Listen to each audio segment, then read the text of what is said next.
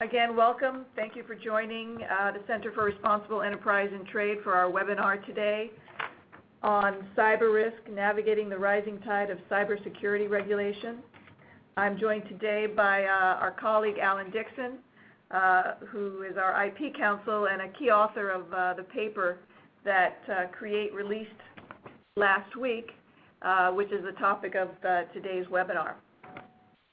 The white paper, Cyber Risk, Navigating the Rising Tide of Cybersecurity Regulation, is available on our website for downloading. We are going to discuss a number of the key themes of the white paper today.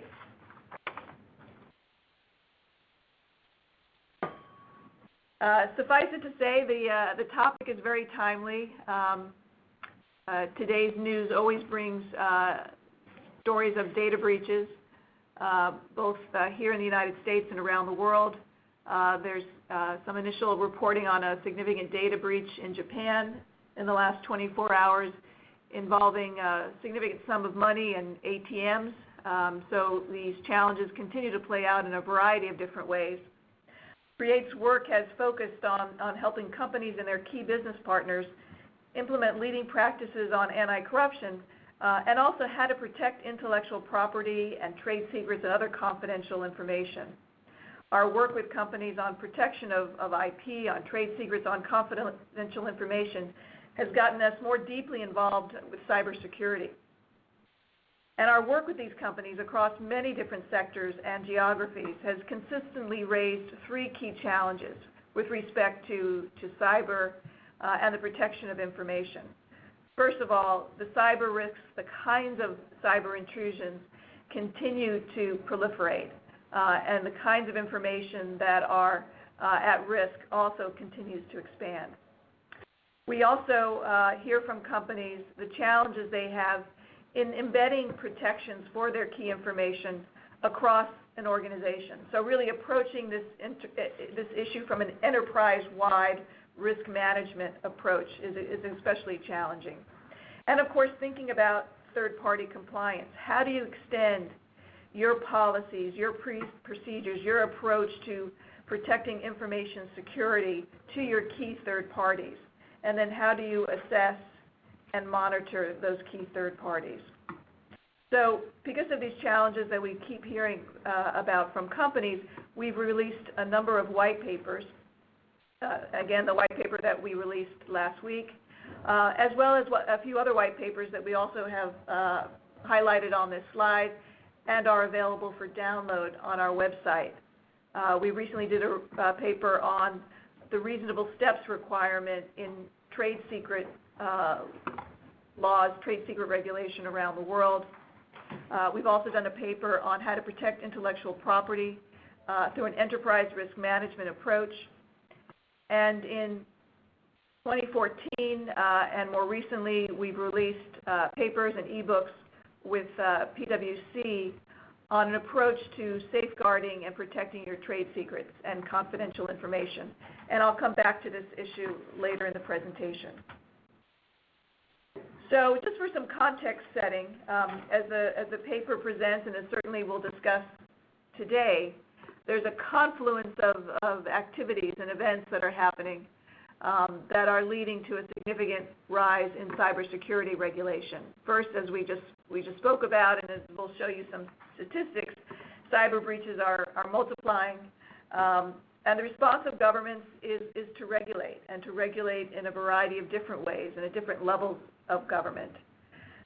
This generates, of course, contractual requirements, not just by governments for those entities that they contract with, but also in the commercial sphere. You're seeing more and more companies have provisions in their contracts regarding requirements for information security. This has really led to a variety of different and inconsistent ways that organizations are thinking about how to meet this growing number of requirements. But we want to highlight the Department of Commerce's NIST organization's Cybersecurity Framework that was released a few years ago that is really getting some momentum and bringing some consistency to how both government agencies and the business community, as well as other institutions, higher education, NGOs, are approaching their cybersecurity efforts. And fundamentally, I hope you walk away today with an understanding that cybersecurity is very much about people, process, and technology. And it does require an enterprise-wide, a cross-functional, and an integrated risk management approach to deal with it effectively. So some statistics on cyber breaches, and I'm always reluctant to provide statistics because they are rapidly changing, and every day new ones appear.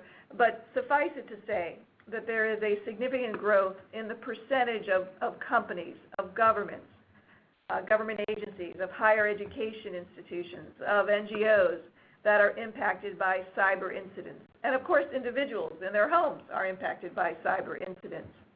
The number of incidents and the financial impact of these incidents are also increasing. I think it's always important to highlight that insiders, so employees, both current and former employees, as well as business partners, so those organizations, those companies that have some access to a network or a database or some access to a company's information. And they also may just have information of a customer on their network. But these are all considered insiders, and they pose the greatest threat as a source of cyber breaches and information loss.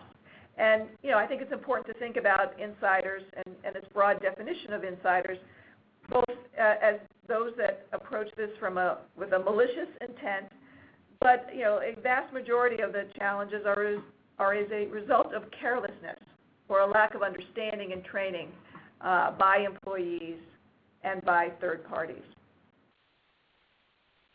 So diving right in to the response of governments and their increasing regulation in this area, I think it's important to understand the different objectives that governments are trying to address.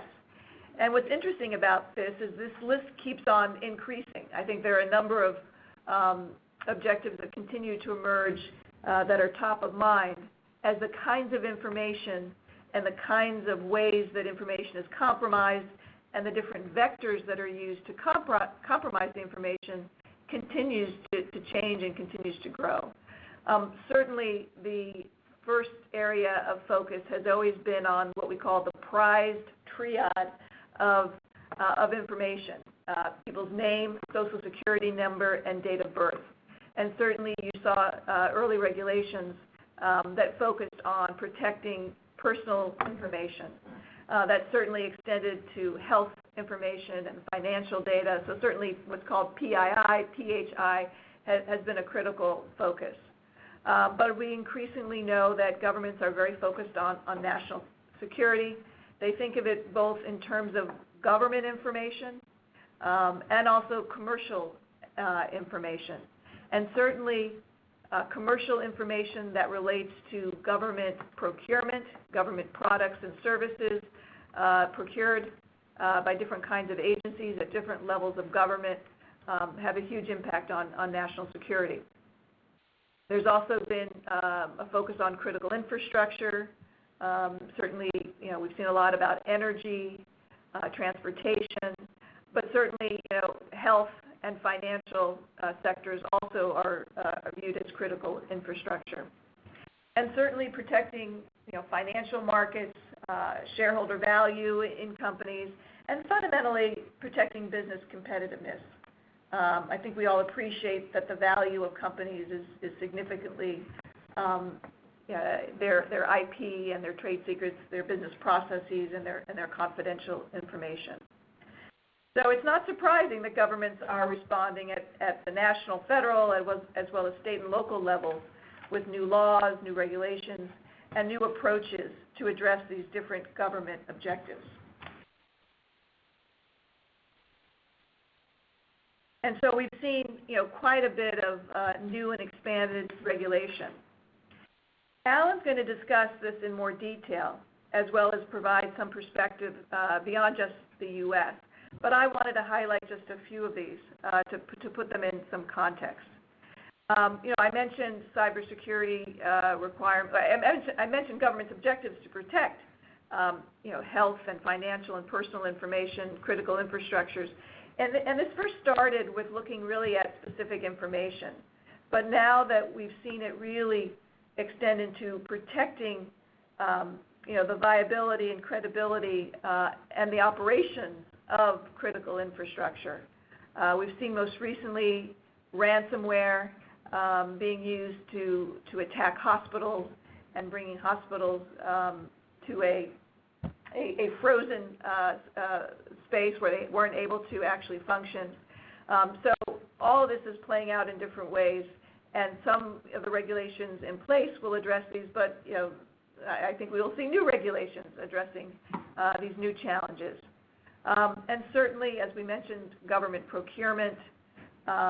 Most recently, FISMA, the Federal Information Systems Modernization Act of 2014, the U.S. passed this law, and it charged the head of every government agency at the federal level with implementing information security protections that are commensurate with the risk and management of the agency that would result in the unauthorized access, use, disclosure, disruption, modification, or destruction of its data or its information systems.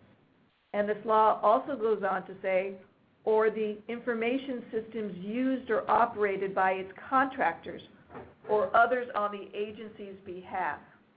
So you have a requirement that every federal agency develop its own information security protections and require its key third parties, its key contractors and others to do the same. While the Department of Homeland Security, DHS, has many duties to help agencies manage the implementation, certainly across the civilian agencies, every federal agency gets to develop its own information security program and its own approach to its key third parties. So Alan will talk about this a bit more, but I wanted to highlight this because just this law has a huge impact on companies in every sector and certainly of every size.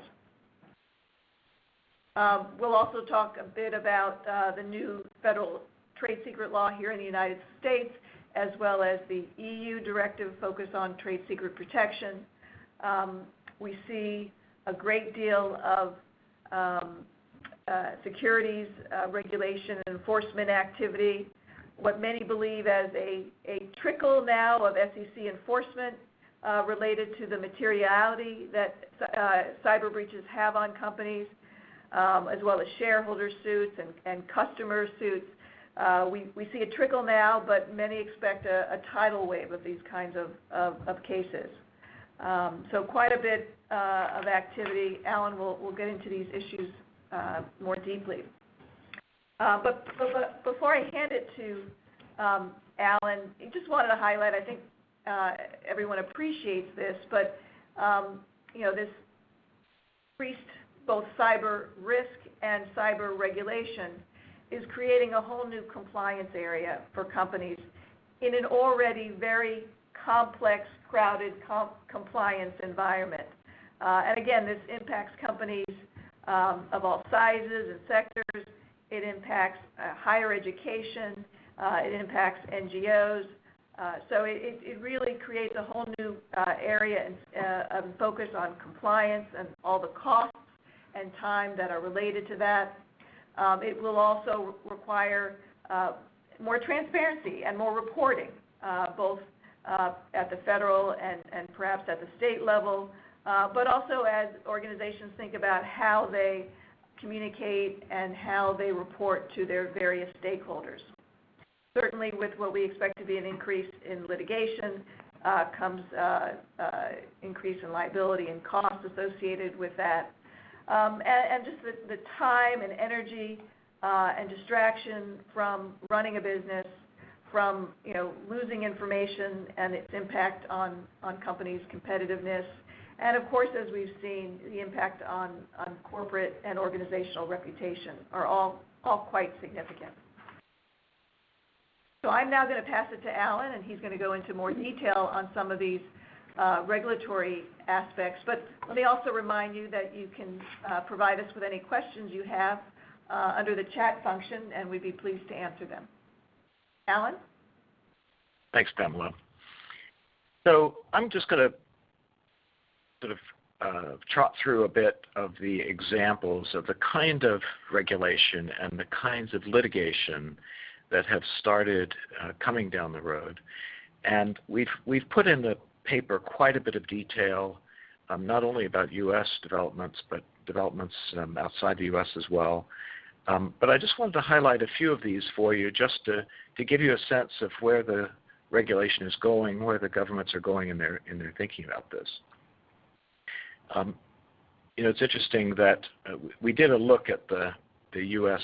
Congress bills and amendments and things that they're working on over the past 3 years, and there have been 240 bills, amendments, and other sort of things come up in Congress just in the last 3 years that various Congress people are proposing be added to the U.S. legislation alone to deal with cybersecurity. So there's a real, I wouldn't say it pent up, but there's a real demand among the lawmakers that something be done in this area. As Pamela was saying, a lot of this started with the intention of the government to protect personal information, protect your financial information, protect your health and personal details. And the example here really is the so-called HIPAA legislation, which is Health Insurance Portability and Accountability Act, which the U.S. passed as long ago as 1996, but started out as a way of ensuring that healthcare providers and others in the health industry protect our personal details. But this has really, with the advent of hacking and other kind of cybersecurity problems, turned into a much broader requirement to impose technical protections, physical measures, administrative safeguards, and to do this in a very meaningful, a very organized way. So, for example, the enforcement rule that Health and Human Services has put out in this area requires risk assessment. It requires not only technical protections, but physical protections. It requires administrative safeguards.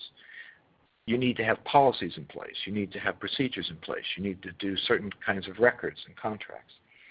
There are reporting and breach requirements. So there's quite a broad, I would say, risk-based and not just IT, but quite a broad-based set of things that are required just for the healthcare sector, and again, starting with the idea that our health information needs to be protected, obviously, but that's migrated into a view that the health sector is a critical infrastructure and needs to be protected as such, in addition to our own personal details. HHS has already brought 24,000 enforcement cases under this law, and just by way of an example, on the cyber side, a recent case they did, one health plan actually had their hard disk drive stolen, and more than 1 million health records taken as a result. So again, this is the kind of thing that is happening, this evolution from protecting our personal data as such in the IT space or even in the physical space, and then evolving into a cyber requirement involving risk management and quite a broad set of requirements. As Pamela was saying, I mean, there are similar rules in the financial sector in the U.S. and other countries. There's the Graham-Leach-Bliley Act in the U.S. that imposes similar requirements on the financial sector. Another place that this is really coming up in the U.S. particularly is in securities laws. So if you are a publicly traded company, you have to disclose major risks to your company, and you have to take reasonable actions to protect against the value of your stock being manipulated or downgraded from things that you haven't given notice of. So there's been quite a lot. I'm sure you read the newspapers as well as I do, but things like the Target Corporation, which had 70 million customers' details hacked, when one of their vendors who had logged into their vendor procurement system to put in some invoices had a virus on his computer. It got into the Target computer. That was exploited by the hackers, and 70 million customers' details got hacked. And on the back of that, there were U.S. Cases brought for securities law violations.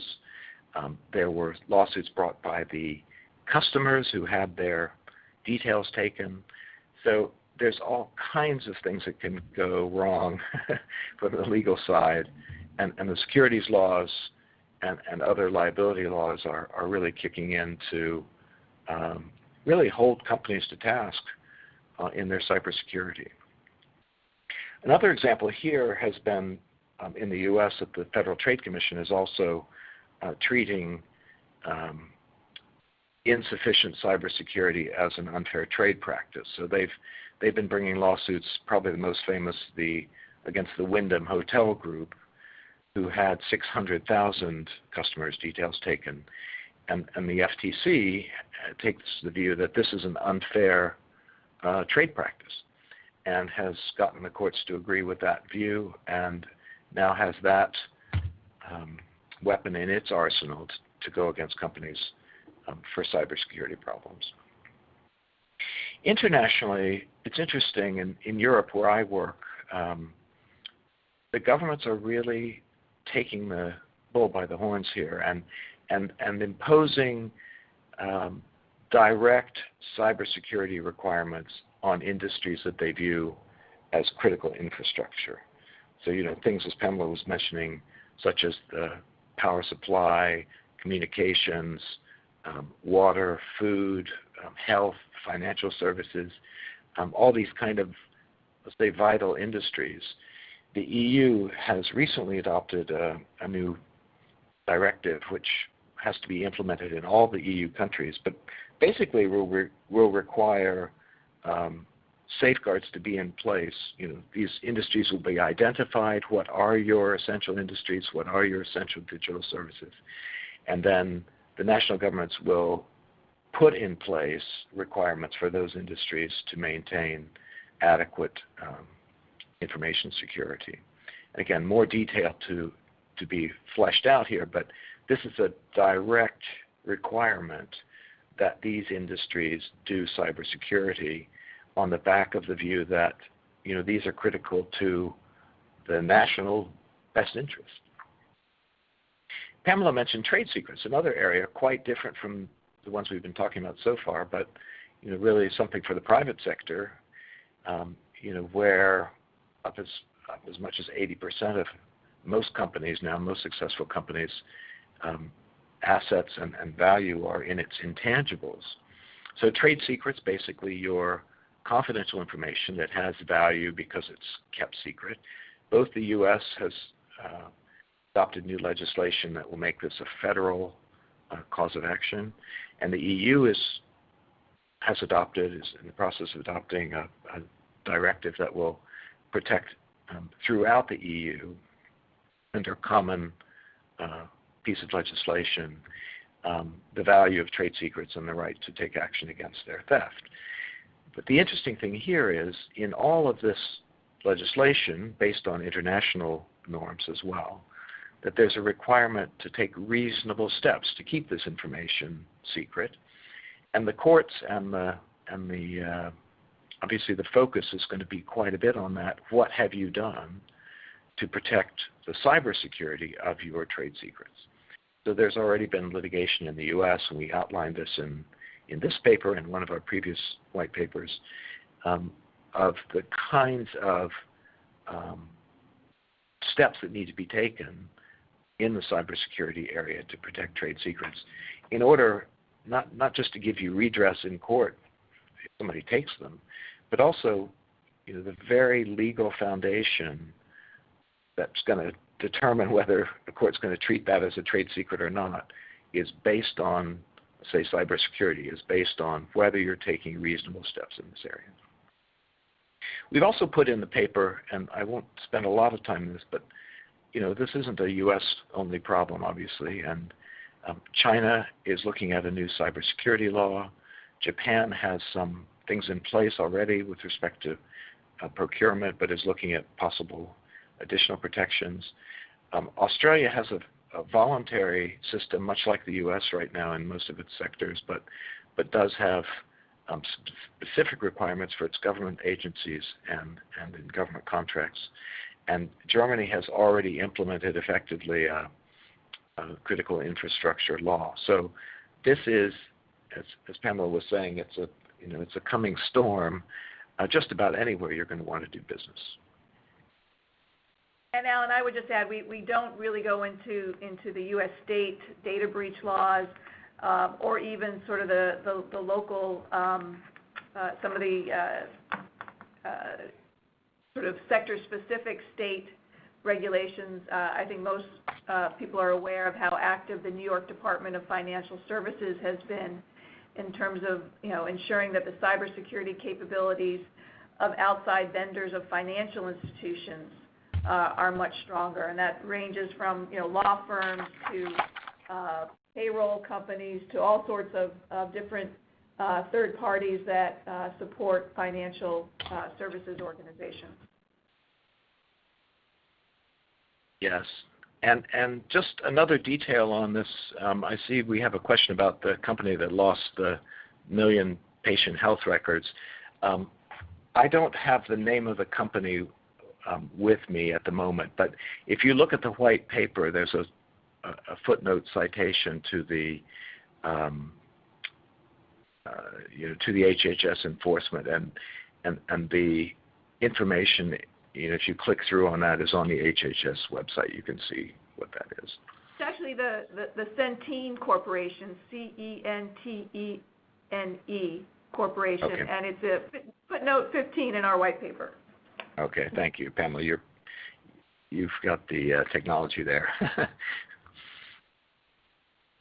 So, besides just the laws coming down the path, we've got contractual requirements that are popping up all over, and we've looked quite a bit in the white paper on government contract clauses, and I'll try to sort of walk you through the high level of that here. But it's not just the governments. If you're doing business with multinationals, if you're a supplier to, basically any kind of company, more and more we're seeing that these contractual clauses requiring various types of cybersecurity are popping up in the private sector as well.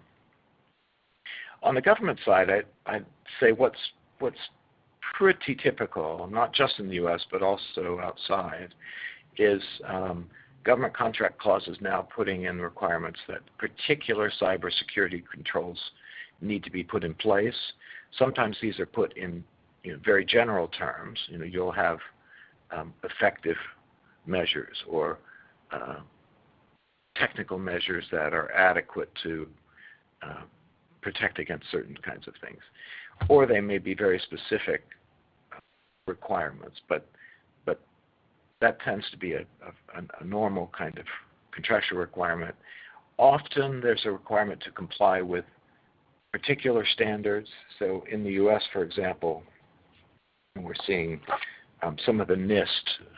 NIST, by the way, the National Institute of Standards and Technology, which is the U.S. government agency that's charged under all the federal legislation with developing standards in this area on behalf of the government. So there are particular NIST standards, for example, the SP 800-171, for those of you that are really into the details, that will often pop up if you're doing a particular contract, say with the Defense Department. There will be a contractual requirement that you comply with that standard. Now that standard itself is fairly high level. There are some mandatory requirements. There is required that you do reporting of cyber events, for example. So if there's a breach, you have to report that and work with the government. But these kind of particular standards are showing up in contracts. Increasingly, there's a requirement to do risk assessment and risk management, and we'll be talking more about that. But again, I think the reaction of many companies in this space is to, raise your firewall, give the IT department a good talking to, send around a memo, and then hope that nothing happens. Whereas the real trend, and we're going to look at this with the NIST framework, is, to start before that, start a year before you have a problem and say, okay, where are the likely risks to the information that we're trying to protect? And what are the ways we need to manage those risks to reduce the chance it's going to happen? This is very much the trend, very much the standard these days, and coming soon to a contract near you. The other thing that turns up in most of these government contracts, and indeed private sector contracts as well, is the requirement that if you do have a breach, to report it to the person with whom you've made a contract, and to work with them in remedying the cyber breaches. So, for example, in Australia, similar to what you'd see in the U.S., there are specific contract clauses that are standard that you need to sign, that you promise that you will report breaches, you promise that you will do certain things. So again, this is kind of what it is turning up in most of these kind of contracts these days. Just to give you a little overview, I know probably some of you are federal contract lawyers and know this in your sleep. We found when we were working on this that people that don't do this for a living do find it difficult to kind of navigate, what on earth, how on earth does this work if I'm going to have to do a contract with the government? Basically, as Pamela was saying, in the U.S. at least, the different agencies are not under a requirement to do exactly the same thing. So there is a requirement for the head of the agency to control cybersecurity and to implement commensurate with the risks that the agency has adequate protections. And that includes obviously in their procurement. But again, what exactly turns up in a contract, what exactly you're required to do if you're doing business with a particular agency may vary from one to the next. Just to say that the agencies are drawing heavily on the NIST standards and guidelines these days, the ones I mentioned before, the particular ones, but also the NIST Cyber Framework. And then there will be specific federal acquisition regulations or defense regulation contract clauses that turn up that will specifically require particular things. For example, requirements to comply with NIST cyber standards are the ones like we. So that's the overview. But again, if you're going to do business with a particular agency, it may well look slightly different or quite a bit different from what you'll see at another agency these days. Let me just introduce a little bit the NIST framework and then turn back over to Pamela to talk a bit more about how this is working and how it's kind of a lifeline really that both the industry and the U.S. government have been working on together to try to bring some coherence to the otherwise playing field, which is multiplying standards in this area, which is making it harder in general terms to have a compliance program. The NIST framework is really a really helpful and really interesting way that some of this may well be converging.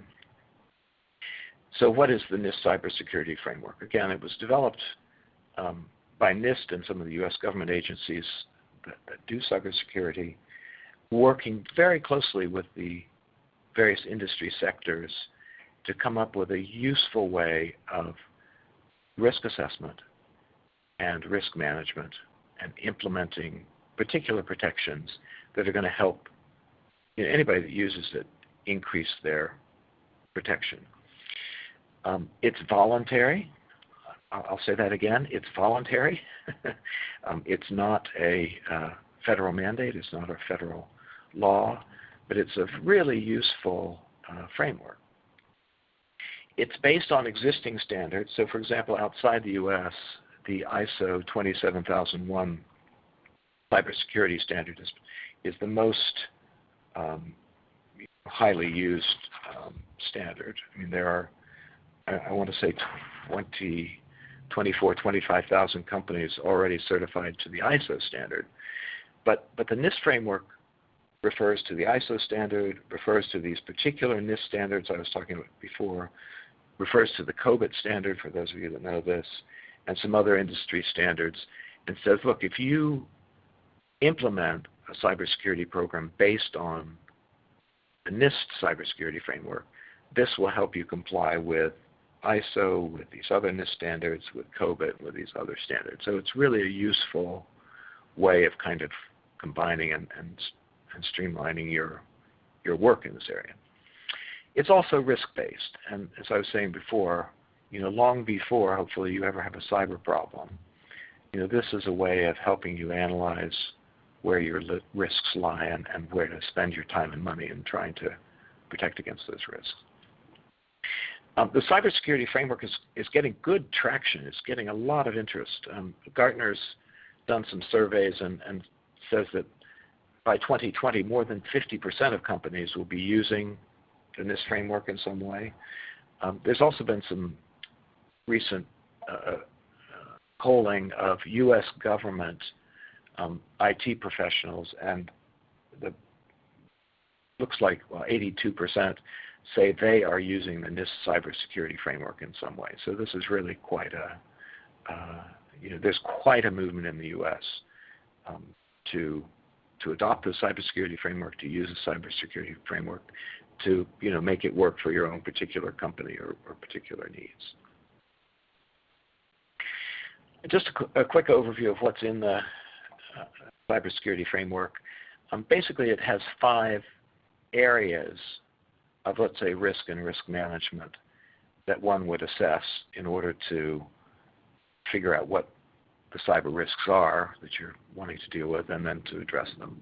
So the 5 categories are identify, protect, detect, respond, and recover, and they go through in different ways all of the areas that you'd want to think about in implementing a cybersecurity program.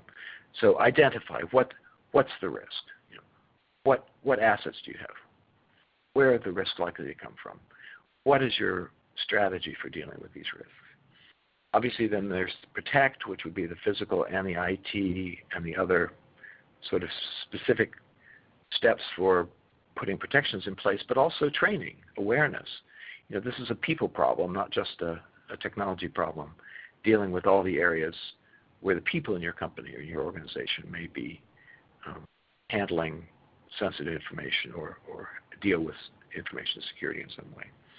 Obviously, detection is making sure you're monitoring, making sure you're looking out for problems, having things in place so if there is a problem, it's going to come to the surface, and then response and recovery. So obviously, dealing with the problems as they come up, but also measuring, improving your systems because A, you probably didn't do it perfectly in the first place, and B, the technologies are changing, the hackers are changing, and over time your system can't stay static. It needs to improve. I think the only other thing I'd say on this slide is that really the NIST framework is becoming a leading practice for how to do this stuff. And again, being in Europe, the NIST folks and some industry folks have been over here and talking with the European authorities, the EU authorities, but also with several specific national governments who seem very enthusiastic about using this framework itself or using this kind of framework in implementing their own cybersecurity programs overseas. So I think while this is mostly a U.S. Initiative at this point, we're going to see this framework becoming more of an international norm, and something will help you comply with other requirements that you have in legislation and government contracting elsewhere. I'll just finish up my bit here in talking, again, just more broadly about the whole issue of cybersecurity and how governments are thinking about it, how best practices in industry are thinking about it. And to go back to what Pamela was saying in the beginning, this is not just a technology problem. This is a people problem. This is a process problem. It's a people problem in that, it's human beings at the end of the day in your company, at your suppliers, among your customers that are dealing with the specific situations where you can have a cyber risk. Whether it's leaving pieces of paper out on a table which have codes on them that somebody can see across the way, whether it's particular practices with social media, whatever wherever there's a potential problem. I was talking to a company recently who was saying that some hackers had been leaving little memory sticks on the ground in their employee parking lot. The employees would come in, get out of their car, see these memory sticks, think, "Ooh, this is nice," and stick them in the company computers, and have, suddenly some cyber bad thing floating around on the company system. So people are a huge thing that needs managing here. Also the process, and that is, I think a number of companies think, well, if our IT department's on it, it's fine. But cybersecurity comes up in all kinds of contexts. It comes up obviously in HR and dealing with your employees. It comes up in your supplier relations. It comes up with your customer relations. It comes up, all throughout a company where your confidential information is being used. So having systems in place within a company to manage, with somebody actually in charge at a senior level of this whole area, and then people from each of the areas in the company that do have something to do with cyber risks involved, really managing this in a good management system way across the company is key. And then obviously the technology is key. And it can help protect against all these kinds of potential risks. And again, you have to do risk assessment and figure out which ones are yours. But whether it's another country trying to get your own secrets, whether it's insiders who are, disgruntled or maybe just negligent, your competitors trying to get information, whether it's crime or hacktivists or other people, there's good management systems that can be put into place through such things as the NIST Cybersecurity Framework to deal with this. Pamela, I think this is over to you. Thank you, Alan. And we just really wanted to reinforce the importance of approaching these challenges with an enterprise-wide, cross-functional, and integrated approach. And that's why I think we've become quite supportive and very focused on working with companies and helping them to understand the benefits of working with the cybersecurity framework released by NIST, because it does provide a governance framework for an enterprise-wide cross-functional approach to managing cyber risk. And the work that we do with companies is very much focused on getting them to think in a more proactive, preventative way, to put in place internal controls. The NIST Cybersecurity Framework is essentially 98 internal controls. And the importance of understanding how to embed those internal controls consistently across an organization is critically important, enabling the organization to approach it in a proactive, preventative way, ensuring that there is a great deal of communication about the organization's expectations on how people inside of the organization and third parties will conduct themselves and how they will relate to these internal controls.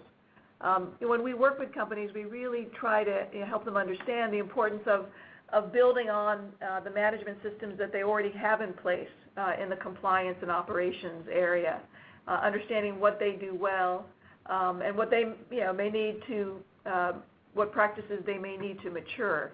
But think about whether your health and safety approach, or your quality management approach, or your anti-corruption approach, whether you have very good policies and procedures in place to manage those issues, as well as to be able to monitor your implementation and really build on those capabilities. And we wanted to close just summarizing the approach that CREATE has taken in terms of intellectual property protection and trade secret protection and information protection in general through our CREATE leading practices. And this very much dovetails with the NIST approach, where you really need to understand where your risks are, what is the critical information that you're trying to protect, what is it, where is it, who has access to it, understanding the different physical and network security approaches you have to manage that information, ensuring that there are policies and procedures in place throughout the organization and with your key third parties, that records are kept in particular about who accesses the information, and that you do have an approach to managing your third parties that takes into account a very similar approach that your organization implements. We think it's critical that there be a cross-functional team in place to protect information that draws beyond just the intellectual property or the CISO or the compliance team, but really those parts of an organization that are critical in managing people, like human resources is a critical part of an information protection team to ensure that the employment agreements cover these issues, that as employees are onboarded into the company, they are trained in certain ways, that they understand the importance of protecting information, that as employees change roles in an organization, their access to information is changed, that they are continued to receive information about their role in protecting corporate information, and certainly as employees leave a company, that their exit interview or the offboarding reinforces that they came in contact with critical confidential information, and they have an ongoing responsibility to protect and keep that information confidential. Training and capacity building, this is yet another area where companies need to, in a very systematic, ongoing way, train their employees. We find that companies are generally very weak in monitoring. They may have a series of access controls, they have passwords, they have all these different ways of controlling access to information, protecting information, yet they don't monitor how they're used. So critically important that companies monitor. And of course, when there is a problem, to go back and understand what went wrong, what failed, what internal control may have failed, what internal control could have actually protected that information.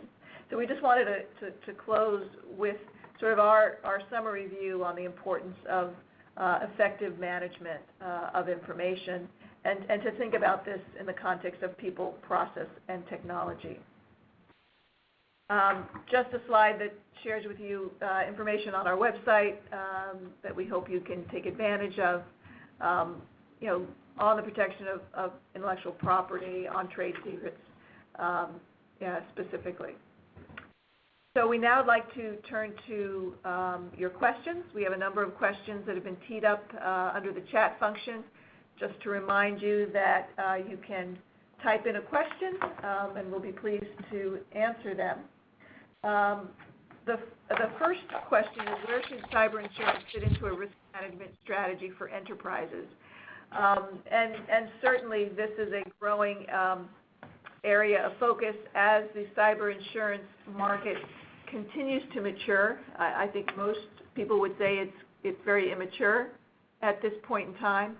But as companies assess, how they mitigate and manage risk, insurance is always an important part of that. And that would be, part of the overall risk assessment that companies would make. So an important issue that companies are focused on. I think there's still a lot of confusion in the marketplace on how to value cyber insurance, but you're seeing more and more written about it, more and more conferences specifically focused on cyber insurance. And that, I think, reinforces the importance of a cross-functional approach to managing this risk. There's another question.